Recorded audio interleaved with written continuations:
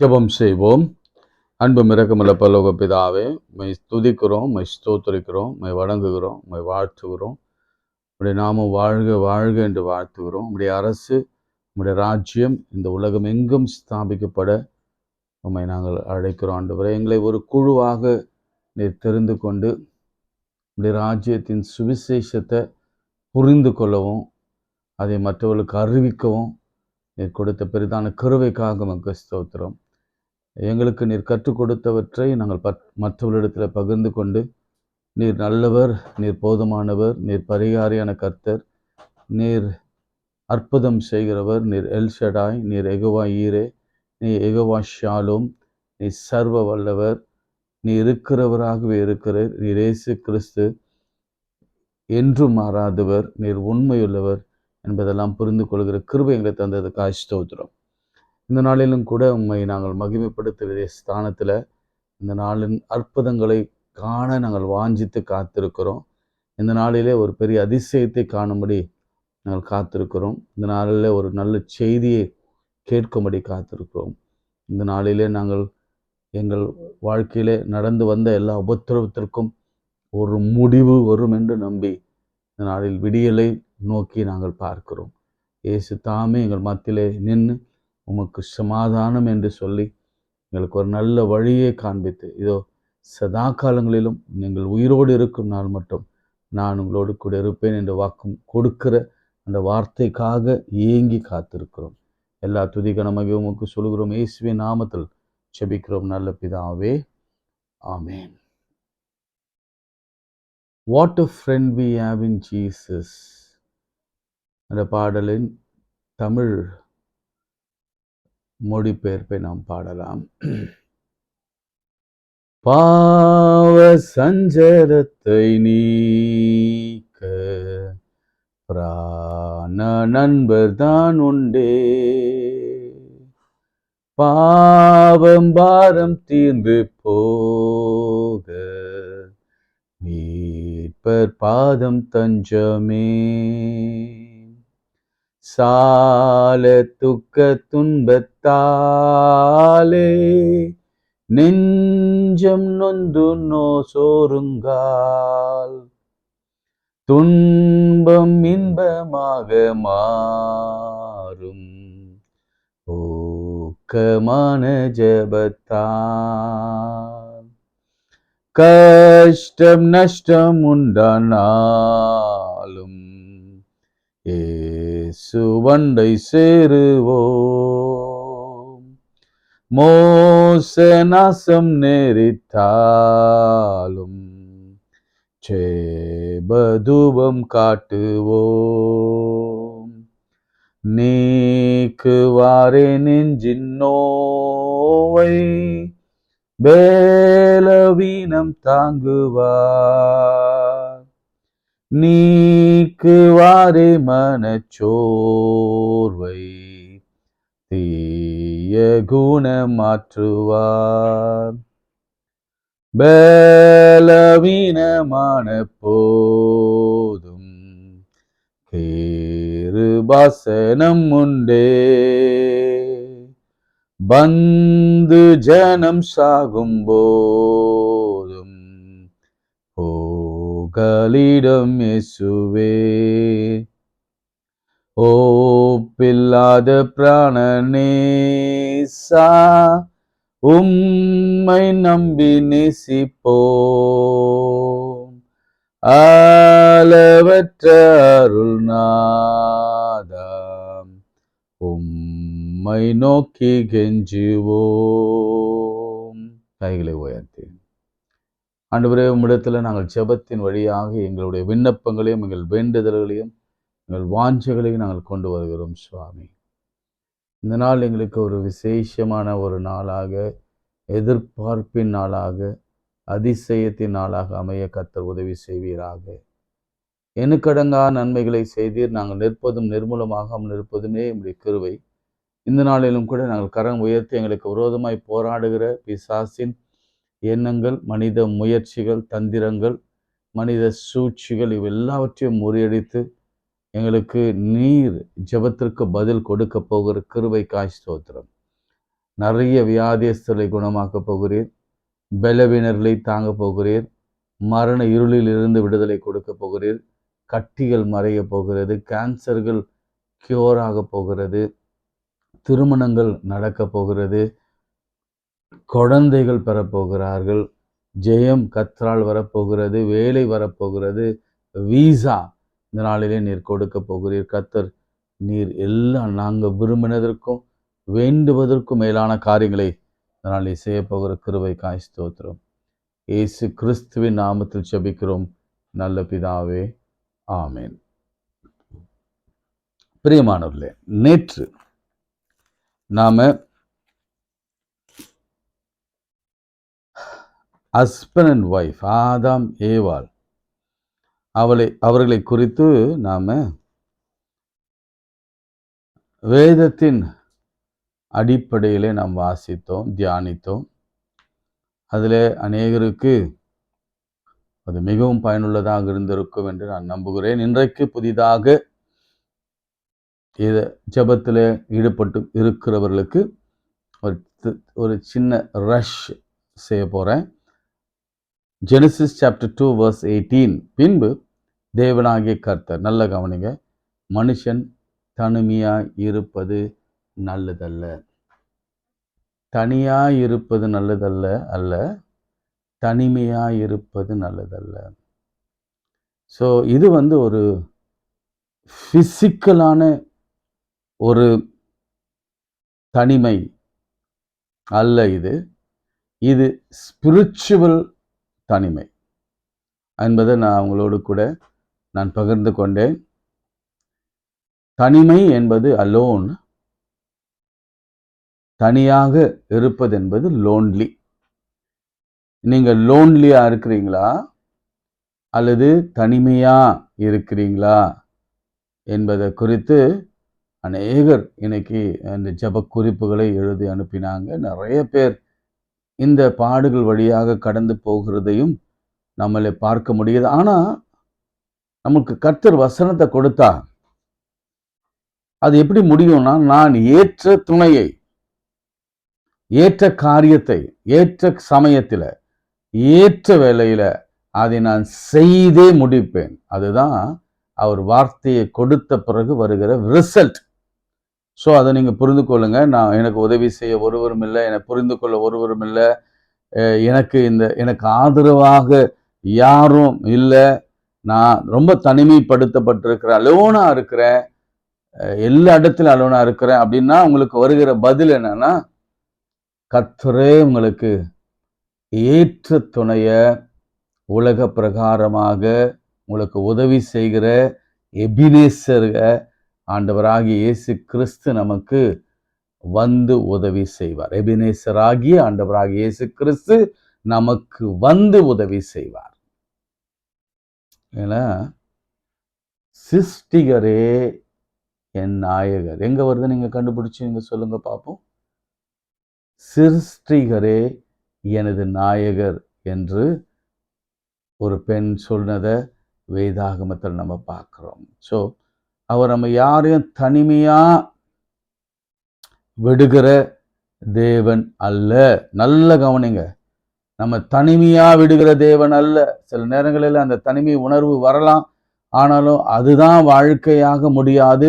நிச்சயமாக உங்களுக்கு ஒரு ஏற்ற துணை, பதில் ஏற்ற துணைனா, உங்களுக்கு ஒரு குழந்தை இல்லாமல் நீங்கள் இருக்கலாம், உங்களுக்கு குழந்தைகள் பிறந்து அந்த குழந்தைகள் எல்லாம் வளர்ந்து உங்கள் வீடே ஒரு கார்டன் போல, ஈடன் கார்டன் போல நிச்சயம் மாறும். அதில் எந்தவித சந்தேகமும் இல்லை. ஆமேன் சொல்லுங்க.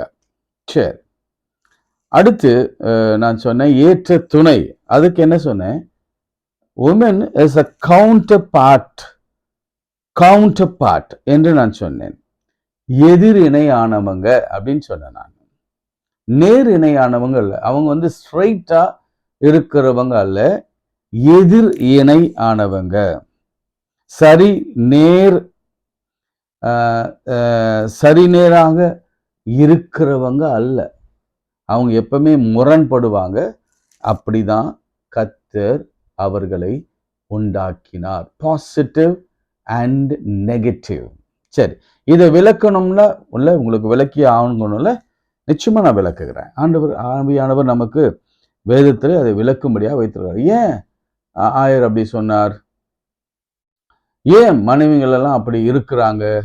எப்பவுமே எதிராக பேசுறாங்க, எப்பவுமே தர்க்கம் பண்றாங்க, எப்பவுமே ஆர்கியூ பண்றாங்க, ஏன் புரிந்து கொள்ளாம பேசுறாங்க, ஏன் அவங்க வாயிலிருந்து நல்ல வார்த்தைகளே வரமாட்டேங்குது என்று பலவிதமான கேள்விகளோடு கூட இருக்கலாம். பெண்களும் சரி, ஆண்களும் சரி. உங்களுக்கு ஒரு ஏற்ற பதில இந்த வாக்கியத்திலிருந்து கர்த்தர் கொடுக்க போகிறார். சரி, திரும்பவும் 18ஆம் வசனம். பின்பு தேவன் ஆகிய கர்த்தர், மனுஷன் தனிமையா இருப்பது நல்லதல்ல, ஏற்ற துணையை அவனுக்கு உண்டாக்குவேன் என்றார். ரைட்? அடுத்து என்ன செய்யறார் பாருங்க. அடுத்த வசனம், முக்கியமான வசனம். தேவனாகிய கர்த்தர், 19th verse.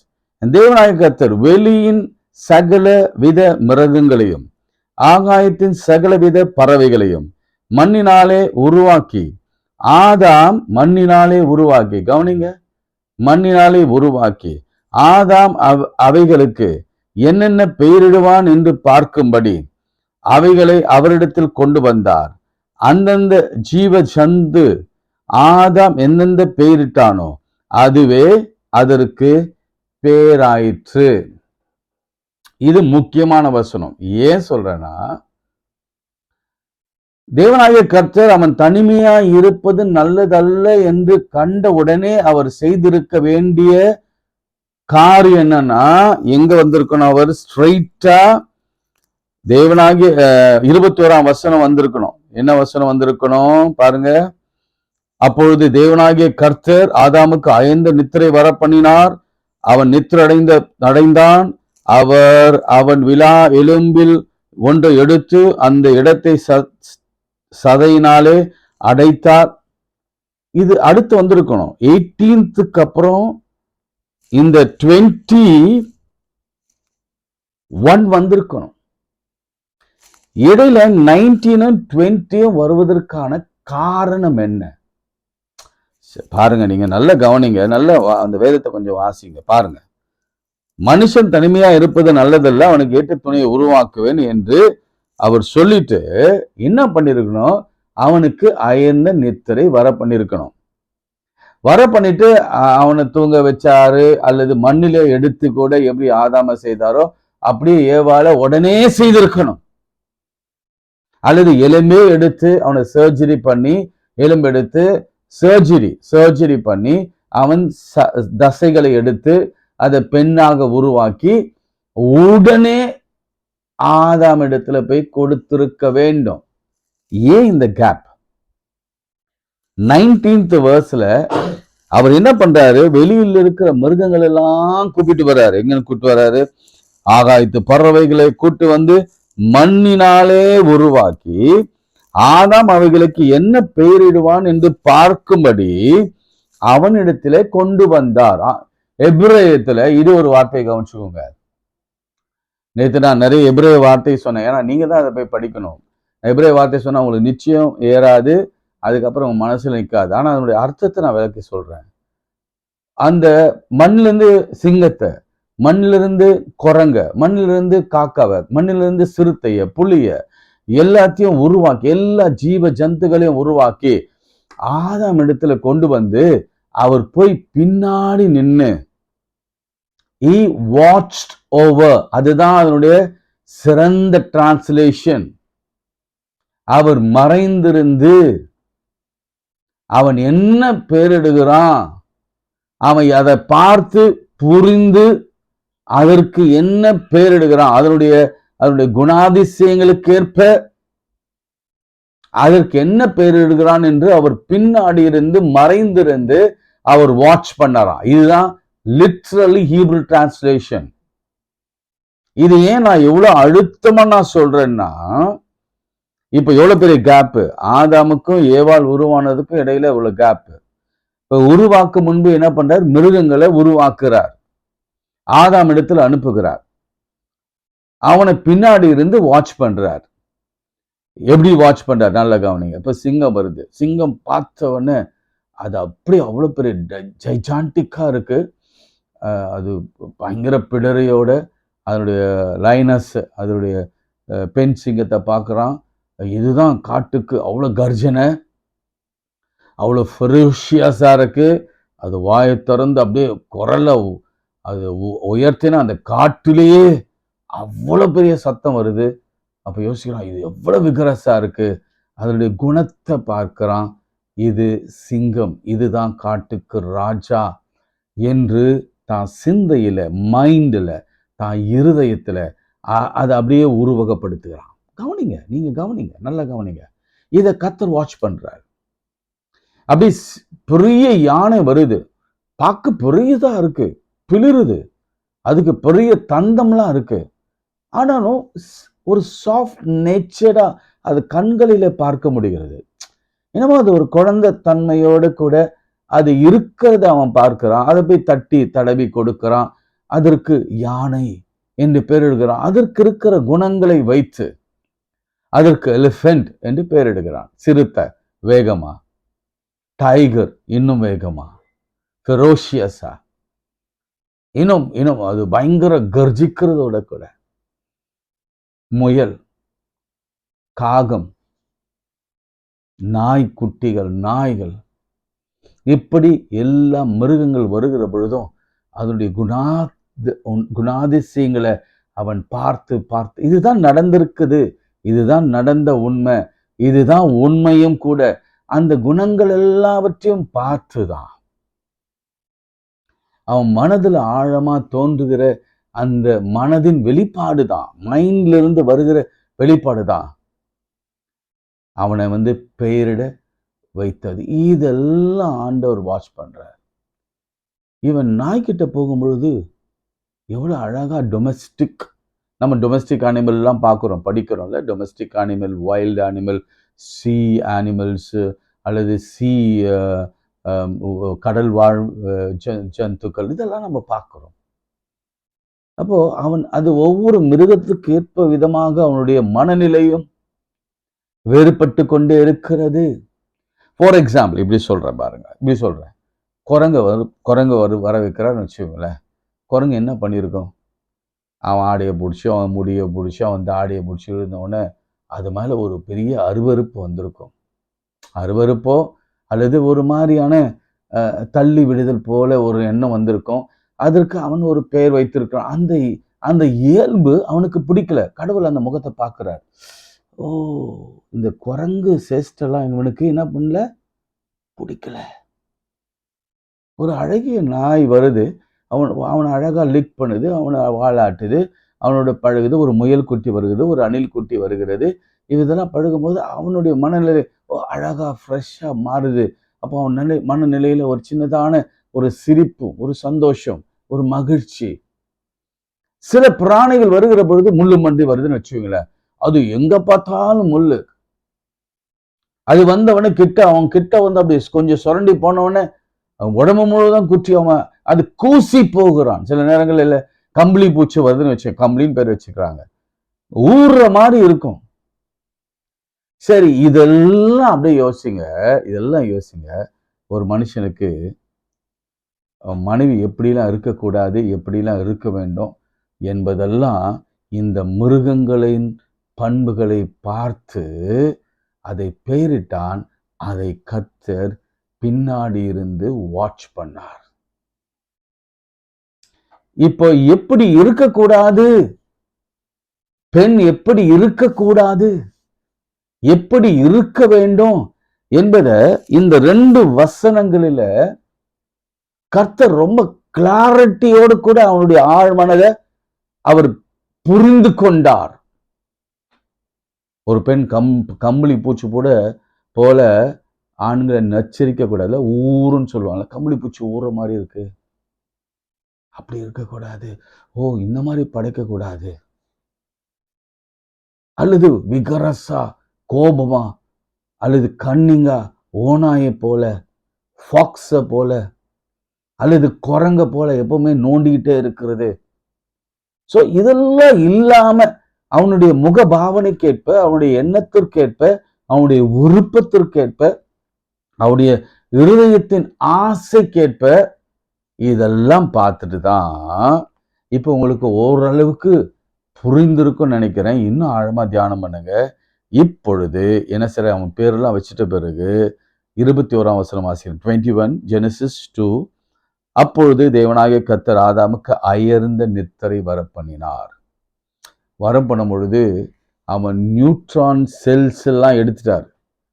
எடுத்து அவனுக்கு எதெல்லாம் பிடிக்கல, எதெல்லாம் பிடிச்சிருக்கு, எதெல்லாம் அவனுக்கு தேவை, எதெல்லாம் அவனுக்கு அவசியம், எதெல்லாம் அவன் விரும்பல, எதெல்லாம் அவனுக்கு உதவியா இருக்கும், எதெல்லாம் அவனுக்கு துணையா இருக்கும், எதெல்லாம் அவனுக்கு ஏற்ற விதமா இருக்கும். நான் சொல்றது உங்களுக்கு நல்லா விளங்கி கொள்ளுங்க.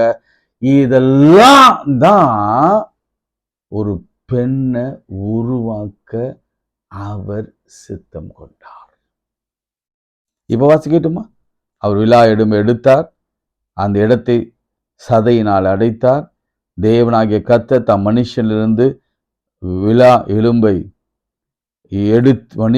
எலும்பை மனுஷியாக உருவாக்கி அவளை மனுஷனிடத்துல கொண்டு வந்தார்.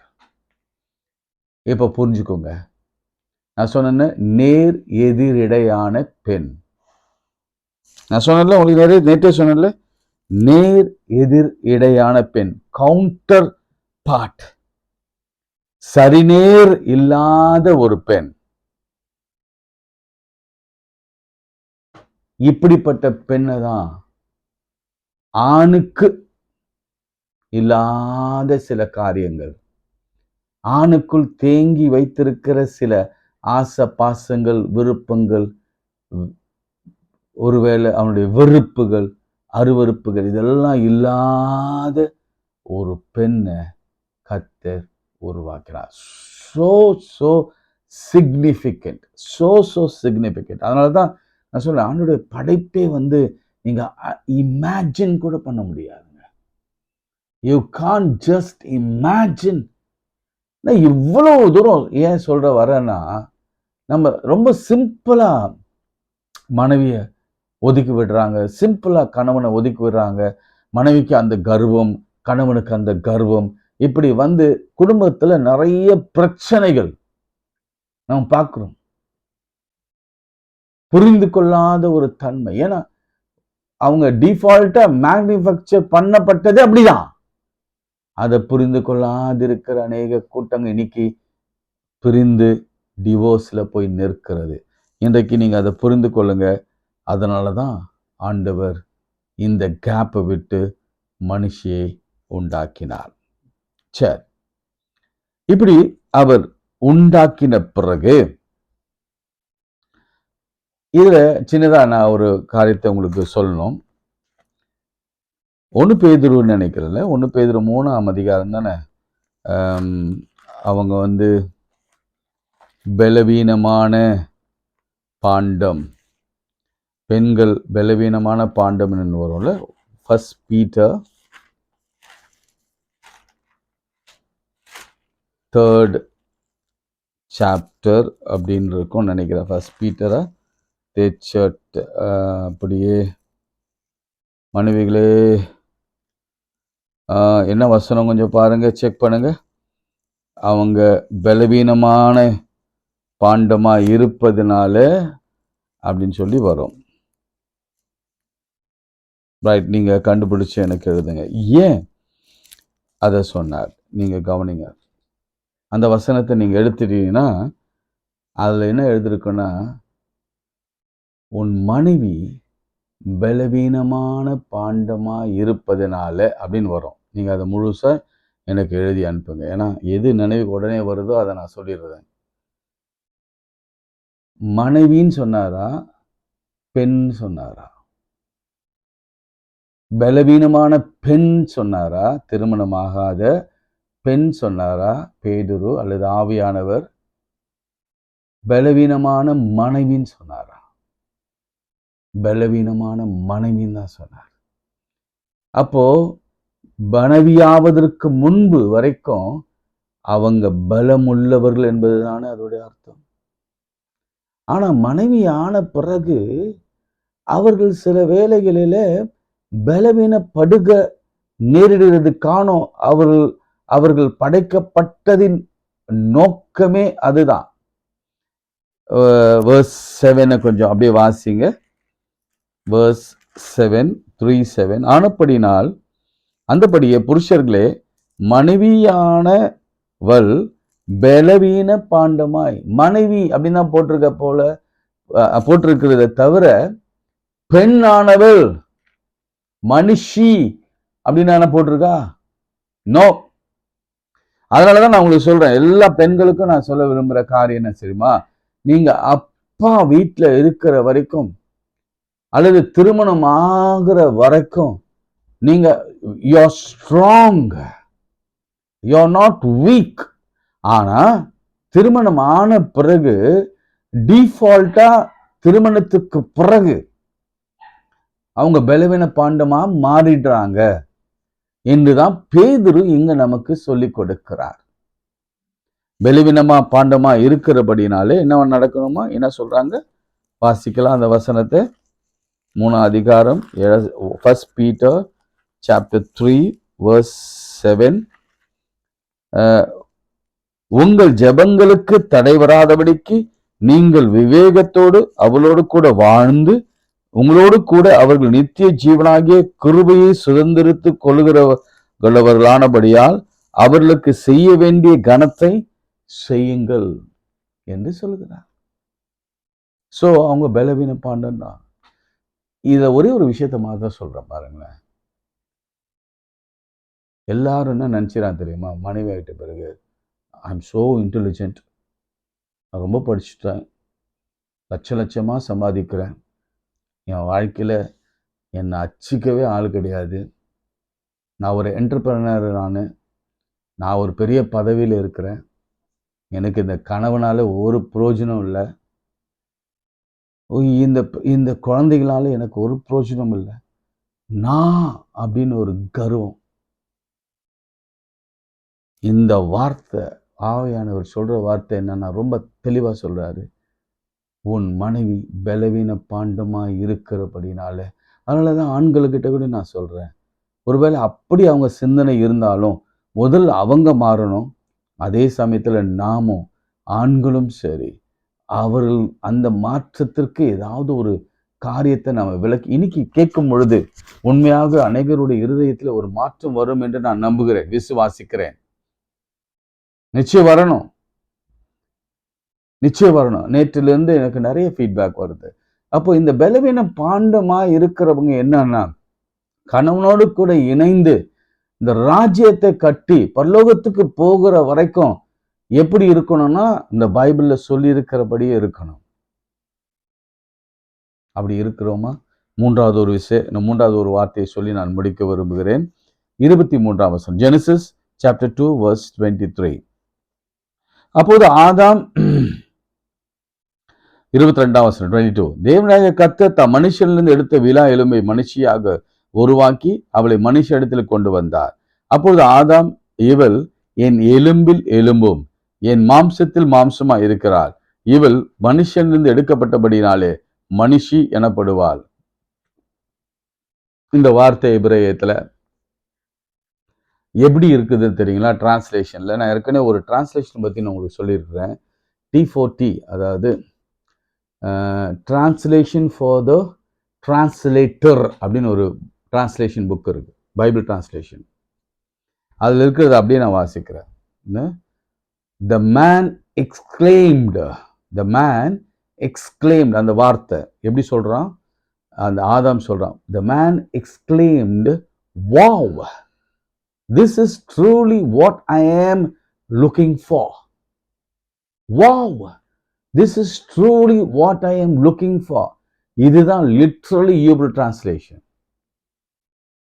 அந்த ஒய்ஃபை பார்த்த உடனே அவன் மனநிலை எடுத்துருமா, அவன் சிங்கத்தை பார்த்து, புலியை பார்த்து, கரடியை பார்த்து, குரங்கை பார்த்து, அதுக்கப்புறம் கம்பளி பூச்சியை பார்த்து, எல்லாத்தையும் பார்த்துட்டு இங்க ஒரு பெண்ணை பார்த்த உடனே அவன் வாயிலிருந்து வந்த வார்த்தை இது. நான் சொல்றேன், நல்ல கவனிங்க.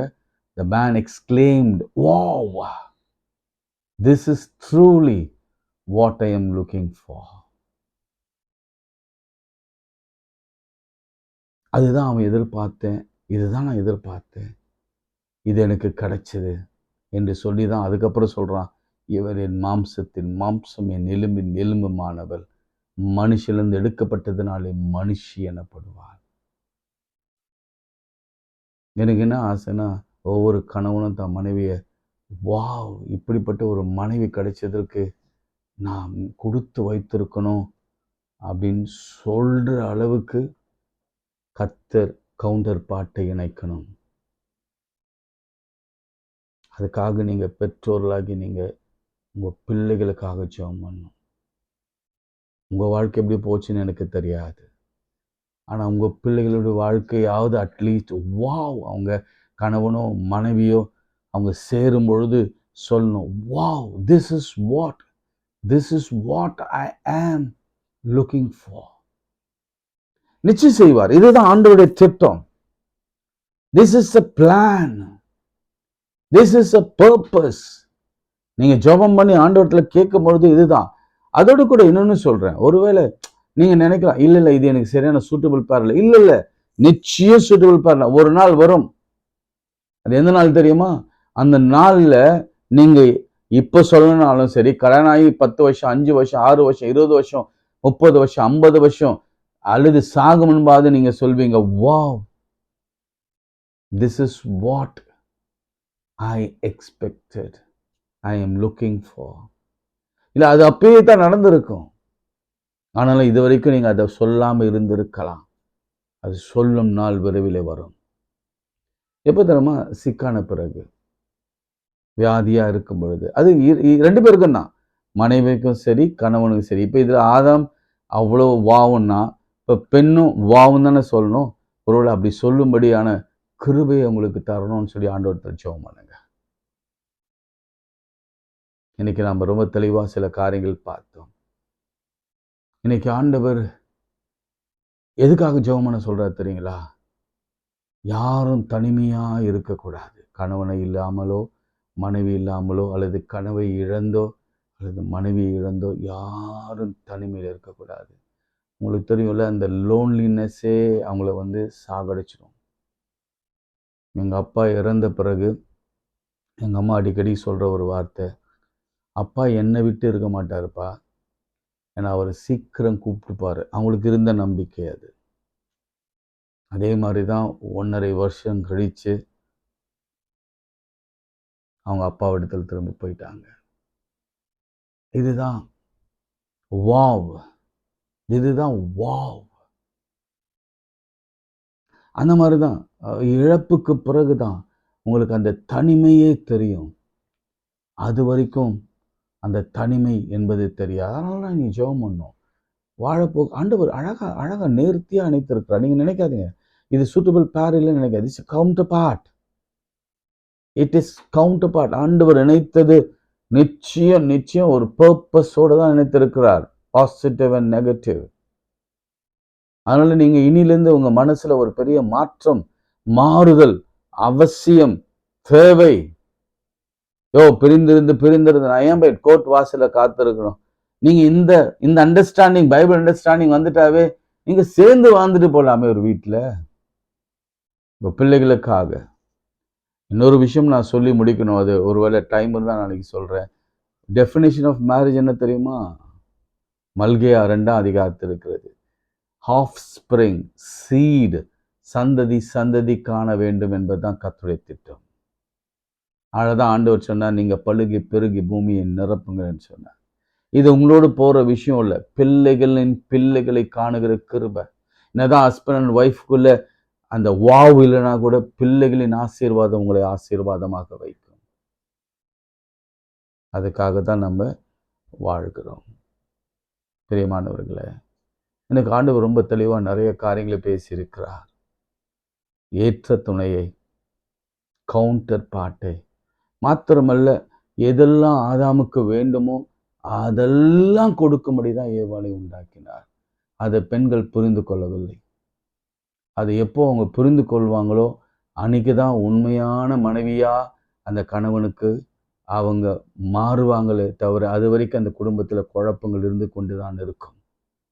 அதே போல் ஆண்களுக்கு ஏன் இந்த பெண்ணை கொடுத்தார் என்று அந்த புரிதல் இல்லைன்னா நிச்சயமாக அந்த குடும்பத்தில் சண்டை சச்சரவுகள் இருந்து கொண்டு தான் இருக்கும். 2 பேருக்குமே அந்த புரிதல் மிக மிக மிக அவசியம். உட்காந்து இந்த 2 ஜெனசிஸ் 2:18லேருந்து அந்த 22 வரைக்கும் திரும்ப திரும்ப திரும்ப 10 முறையாவது வாசிங்க. இந்த பெர்ஸ்பெக்டிவ்ல வாசிங்க. உங்கள் வாழ்க்கையில் ஒரு பெரிய பெரிய அற்புதம் நடக்கும். இன்னைக்கு நிறைய திருமணம் நடக்கும், குழந்தைகள் பிறக்கும், பிள்ளைகளை பெற்று அந்த சந்ததியை நீங்கள் காண்பீங்க. ஜெபம் பண்ணுவோம். அன்புள்ள ஆண்டவரே, நீர் கொடுத்த வார்த்தைக்காக ஸ்தோத்திரம். நீர் பேசின வார்த்தைக்காக நன்றி செலுத்துகிறோம். இந்த நாளிலும் கூட விசேஷமாக எங்கள் வாழ்க்கையில் ஒரு அற்புதம் வேண்டி காத்திருக்கோம். கொஞ்சம் எல்லாரும் ஸ்தோத்திரம் பண்ணுங்க பார்ப்போம். தேங்க்யூ பண்ணுங்க ஆண்டவரிடத்தில். என ஒரு முக்கியமான ஜெப குறிப்புக்காக நான் இடத்துல சொல்ல போகிறேன். ஆண்டவரே, இன்றைக்கி ஒரு பிரேக் த்ரூ வேணும் அப்படின்னு சொல்லி ஜெபம் பண்ணுங்க. ஆண்டவரே, ஊழியத்தில் ஒரு பிரேக் த்ரூ, ஊழியத்தில் குடும்பத்தில் ஒரு பிரேக் த்ரூ, திருமண வாழ்க்கையில் ஒரு பிரேக் த்ரூ, நாங்கள் வாழ்க்கையில் வெட்கப்பட்ட நாட்களுக்கு சமமாக நீ கொடுக்க போகிற ஆசீர்வாதத்திற்காக நன்றின்னு சொல்லி எல்லாரும் கைகளை உயர்த்தி கொஞ்ச நேரம் ஜெபம் பண்ணுங்க. உங்களுக்கு விரோதமாக எழும்புகிற எல்லா அந்தகார வல்லமையின் கிரியைகள் ஸ்தோத்திரத்தினால ஓடி போகட்டும். இயேசுவே, ஸ்தோத்திரிக்கிறேன். ஆண்டவரே, மனித முயற்சிகள் அகன்று ஓடட்டும். மனித முயற்சிகள், பிசாசின் தந்திரங்கள் விலகி ஓடட்டும். எங்களை அழிக்க எங்களை குழியிலே தள்ள நினைக்கிற ஒவ்வொரு அந்தகார வல்லமையின் கிரியைகள் நிர்மூலமாகட்டும் என்று நான் ஜெபிக்கிறேன். ஆண்டவரே, உம்முடைய நாமத்தை பரிகாசம் பண்ண ஒட்ட மாட்டீங்க ஆண்டவரே. இதுதான் எங்கள் மனசில் ஆழமாக ஓடிக்கொண்டே இருக்கிறது. உங்கள் நாமத்தை யாரும் பரிகாசம் பண்ணக்கூடாது. இவன் ஆண்டவரை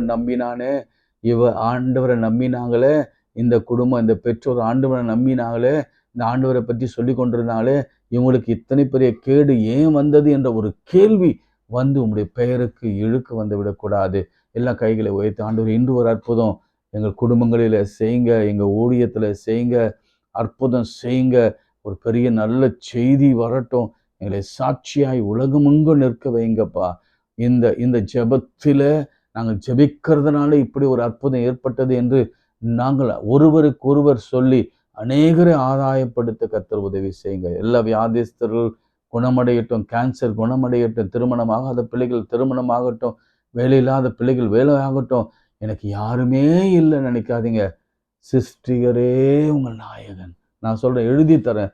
சிருஷ்டிகரே உங்கள் நாயகன். அவர் உங்களுக்கு துணையாக இருக்கிறபடினாலே நீங்கள் எதுக்கும் கவலைப்படாதீங்க. கர்த்தர் உங்களுக்கான ஒரு பெரிய திட்டத்தை அவர் வைத்திருக்கிறார். உங்களுக்கு சந்தோஷமும் மகிழ்ச்சியும் உண்டாகும்படி ஆண்டவர் பரலோகத்திலிருந்து பல தூதர்களை அனுப்பி உங்களுக்கான உதவியை செய்ய அவர் காத்து கொண்டிருக்கிறார். நன்மையான காரியங்கள் வந்து சேர போகிறது. எல்லா துதிக நமக்கு சொல்கிறோம். இயேசுவின் நாமத்தில் ஜெபிக்கிறோம் நல்ல பிதாவே, ஆமென். நமது ஆண்டவராகிய இயேசு கிறிஸ்துவின் கிருபை, பிதாவாகிய தேவனுடைய அன்பு, பரிசுத்த ஆவியின் ஐக்கியம் நம் அனைவரோடும் மீண்டும் சதாக்கள் நிலைத்திருப்பதாக. ஆமென். ஆண்டவர் இந்த நேரத்தில் நம்மோடு கூட உண்மையாய் பேசியிருப்பார் என்று சொன்னால், நீங்கள் நிறைய இந்த யங் சில்ட்ரனுக்கு இதை ஷேர் பண்ணுங்கள் ப்ளீஸ். அந்த young Christian girls and boys, கல்யாணம் ஆனவங்க, சின்னதாக கல்யாணம் ஆனவங்க, ஃபஸ்ட் இயரில் இருக்கிறவங்க, குழந்தை பெறாமல் இருக்கிறவங்க, அவங்களுக்கு ஷேர் பண்ணுங்கள். ஏன்னா இது ரொம்ப முக்கியமான ஒன்று. இந்த கவுன்சிலிங் தெரியலனா அவங்க வாழ்க்கையில் 50-60 ஆண்டு காலம் நிச்சயம் வாழ முடியாது. ஏதோ நம்ம ஜென்ரேஷன் ஏதோ வாழ்ந்துட்டோங்க. நம்ம ஜென்ரேஷன் எப்படி இதெல்லாம் தெரியாமையே கர்த்தர் நம்மளை வாழ வச்சுட்டாரு. இனி வருகிற காலங்களெல்லாம் இதை தெரிஞ்சு பிள்ளைகள் சந்தோஷமாக வாழ நீங்கள் தான் அதுக்கு ஒரு பெரிய பிரசங்க பீடமாக மாறணும். அனைவருக்கு சொல்லணும். உங்களுக்கு புரிந்ததை நீங்கள் மனதிலேருந்து எடுத்துக்கொண்டு நீங்கள் சொல்லுங்கள். இதை தான் அப்படியே ஷேர் பண்ணணும்னு அவசியம் இல்லை. நீங்கள் சொல்லுங்கள். இதை அனுப்பிட்டு இன்னும் சேலஞ்சிங்காக உங்களுக்கு என்ன புரியுதோ அதெல்லாம் உங்களுக்கு விளக்கி காண்பீங்க. நிச்சயம் கர்த்தர் பெரிய அற்புதத்தை செய்வார். ஒரு நல்ல கட்டமைப்பு, ஒரு நல்ல ஹஸ்பண்ட் அண்ட் ஒய்ஃபை இந்த சமுதாயத்தில் இனி வருகிற காலத்தில் 24க்கு அப்புறம் இனி எந்த இடத்துலையும் போய் அவங்க டைவோர்ஸில் நிற்கவே கூடாது, பிரிந்து போகக்கூடாது. அப்படி ஒரு சமுதாயத்தை கட்டமைப்பார். கர்த்தர் உங்களோடு இருப்பாராக. ஆமேன், ஆமேன். God bless you.